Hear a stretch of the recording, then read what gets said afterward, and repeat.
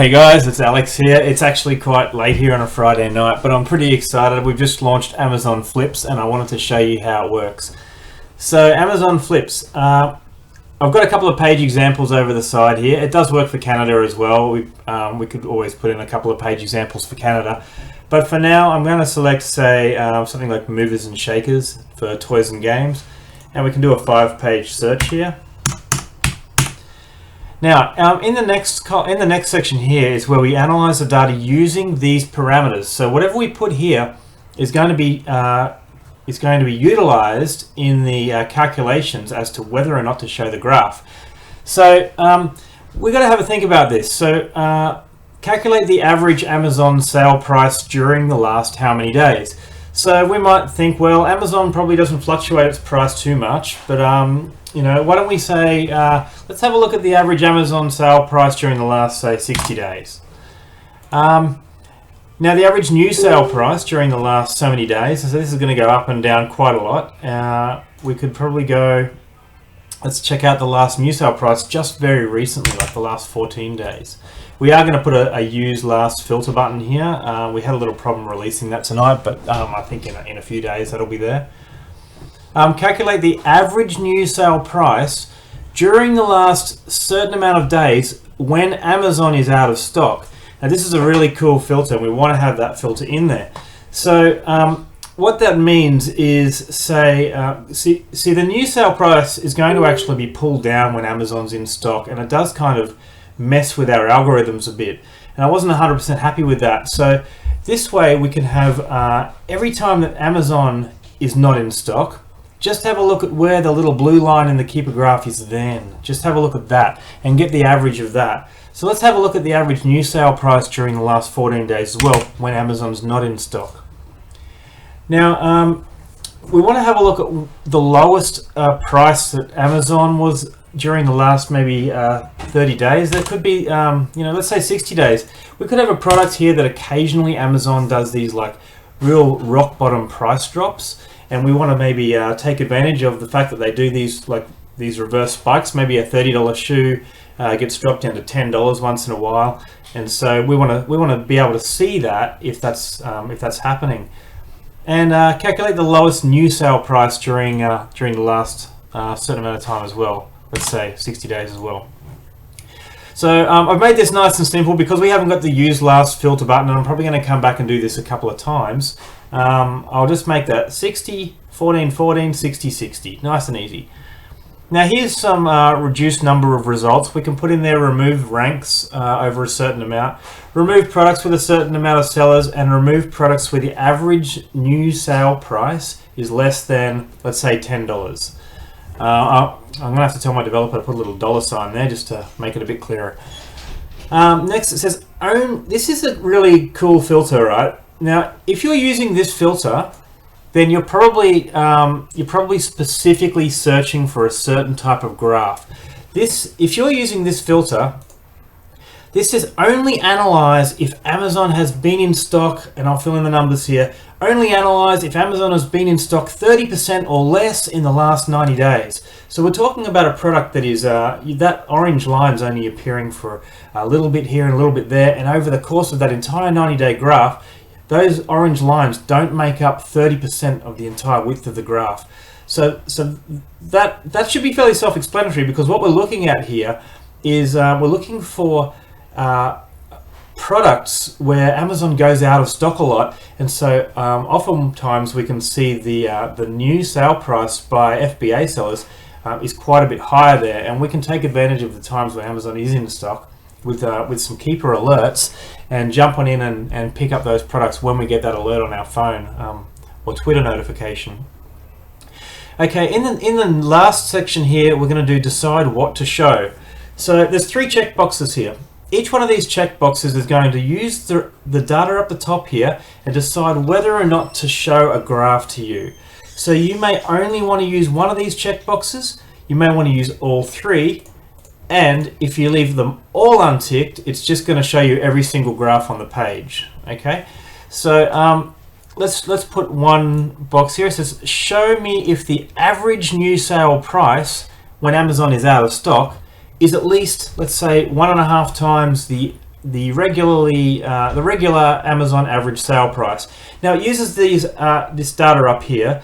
So the average new sale price when Amazon is out of stock over the last 14 days. Show me if the average new sale price when Amazon is out of stock over the last 14 days is at least 1.5 times the average Amazon price that it normally is over the last, say, 60 days. Now, we might want to look at lots of graphs at once. So we want to maybe check that box in there. And we might want to chuck this box in here. Show me if the average new sale price or the average Amazon sale price is at least 1.5 times the lowest Amazon sale price.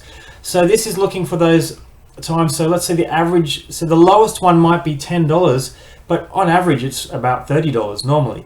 So if we're seeing at least 1.5 times or 2 times or whatever you want to put in there, the lowest Amazon sale price, it'll also return those graphs. And lastly, we've got, show me if the current price, that's the price right this very second, is a certain percent or lower than the average new sale price or average Amazon sale price. So let's say we put 90% there, or you want to put, say, you're probably more likely going to put 50% or something there. But for this example, we're just going to put, say, 90 or 80% there. So show me if the current price, let's say it's a $20 product, show me if the current price is $16 or lower than the average price, which is normally, say, $20. Okay, so now here's the beautiful bit. We hit submit. Now we've got a bank of tokens in here, and we've also got cache in here. So I'm drawing from the cache here at the moment, and we've put a lot of good data in here. We want to actually put lots of data back into the product search box as well, because I think people like to see, you guys like to see the information. So we've got the Asin in there. We've got the time that the cache was set at. It tells us a little bit of the price point stuff, and then it moves on, tells you whether it's skipped or not, or whether it's worth adding. And as you can go down here, you can see that we've hit a goal with number 3, which is show if the current price is 80% or lower than the average new sale price. It's actually 59%. So we got a yes there, and we've got another yes there, and we've got a yes there, and we've got a yes here for 2 reasons. So this is an interesting one. This one's also showing that the average price when Amazon is out of stock is at least 1.5 times the regular Amazon price. So we're going to get a bunch of graphs from this that we're looking for. Now, so you can pretty much get all your graphs in one search, which is great, with the exception of, if you're using this filter here, only analyze if Amazon has been in stock a certain amount. I sort of find that that's the kind of search that you can do a second time using that filter, and you'll get your graphs reduced a little bit more to exactly what you want. So let's duck across to view flips and see what we've got.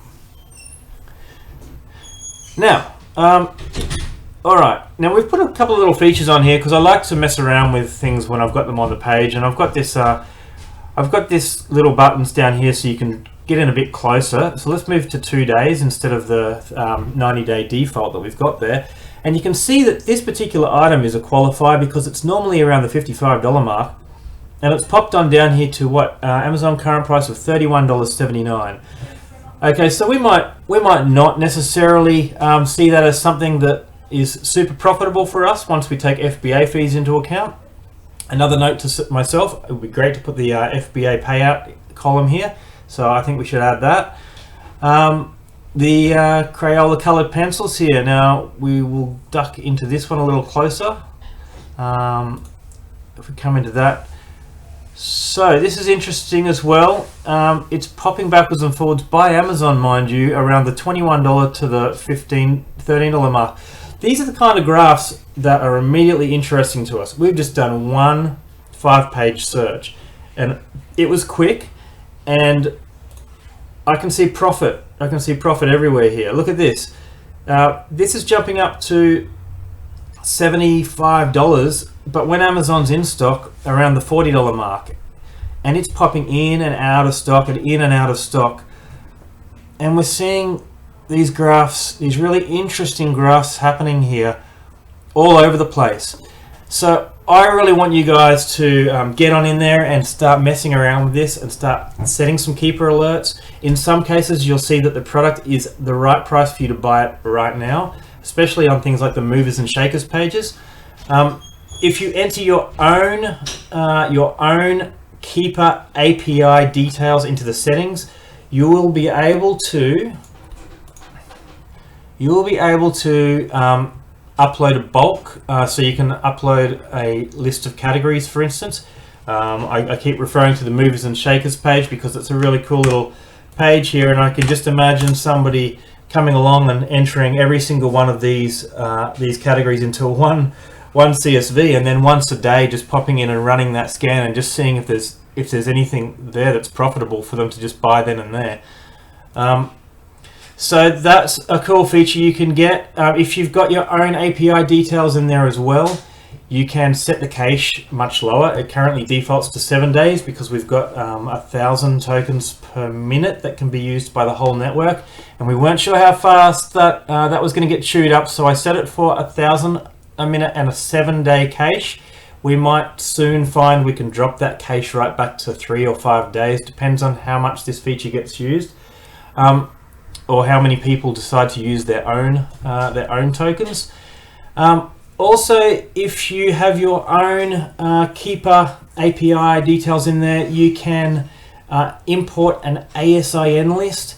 So let's say you've got a parent category for a shoe, parent ASIN for a shoe, and you've extracted. We will be integrating a tool for this, but there's plenty of tools out there that do it. But let's say you've extracted all the child ASINs of that shoe, so all, say, like black size 8, brown size 7, and got all those ASINs in a list.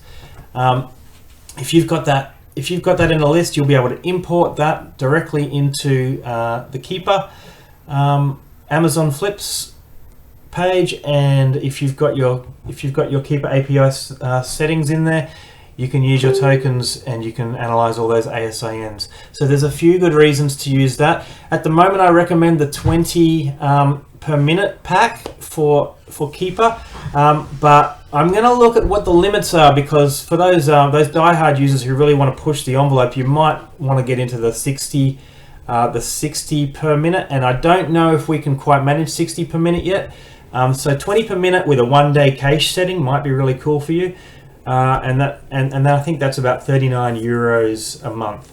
Anyway, we'll keep looking at our limits, and when we feel that we're at a point where the 60 tokens per minute can be used by people, we'll suggest to you that maybe you can go for that higher limit. But for now, I would consider jumping in and getting that Keeper API if you're going to get some real use out of the Amazon Flips over and above what this page has to offer you. It does work on USA, it works on the UK, it works on Canada, and the way we've integrated it, it should also work in other countries. I might need to run some tests on Japan and Germany, but once you are familiar with this page, and the learning curve is less steep, I think, than it appears, I'm pretty sure you'll be seeing some real profitable deals soon. So please enjoy it, get into it. There's no extra cost for this feature. It's all bundled into the Tactical Arbitrage platform, and I really hope that you are as excited about it as I am presenting it to you guys. So enjoy. I'll end this video now and let you guys start playing.